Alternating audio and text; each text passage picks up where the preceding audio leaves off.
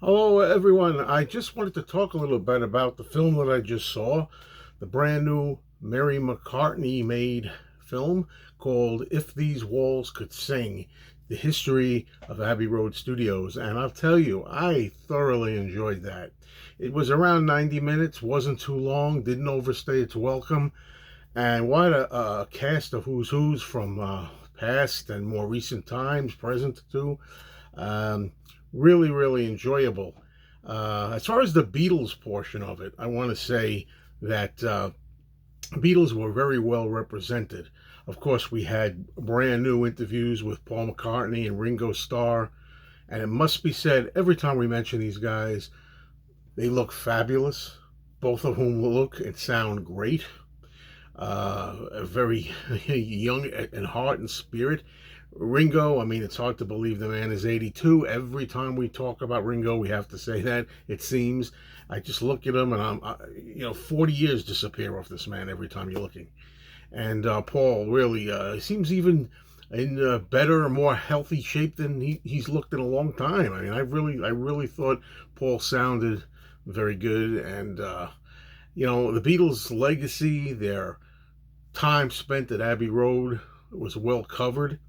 I like the way the style that Mary was doing for this kind of like sprinkled the Beatles in and out of this. So for Beatles fans like myself, you were looking forward to more Beatles.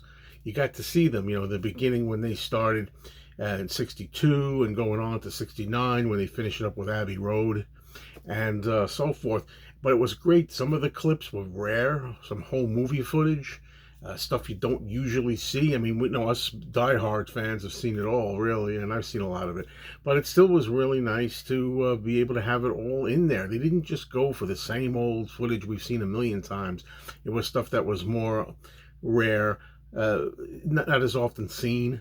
So I really dug that about it. And yeah, to see the Beatles coming and going, kind of as if they were obviously the ambassadors of Abbey Road. They're the most popular people who played there. It was great to see them coming back and forth in the '60s. There's even some footage of Paul as a solo artist in the '70s, which was nice.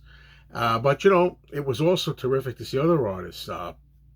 Cliff Richard, getting to see him, and there was a wonderful moment there talking about Goldfinger, Shirley Bassey. That was really wonderful. And I really loved the bit there with Jimmy Page, a young Jimmy Page being interviewed and talking about what it was like to be part of Goldfinger and scoring that. And John Williams talking about Star Wars and the film scores he did, like Indiana Jones. I don't want to leave anybody out. I enjoyed all of it. The Pink Floyd segment.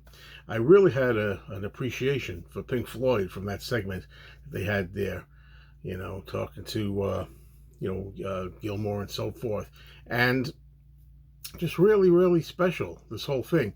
Of course, there were some parts I didn't like. I won't name names, Kanye West. But, hey, you got to take the bad with the good sometimes, but overall, really, really enjoyable. Very, very heartily recommended to everybody. Beatles fans and just fans of music in general. Elton John, we got to see, And it was just really, really terrific. And you realize how powerful music is and how much it touches our lives. Go see it. I liked it.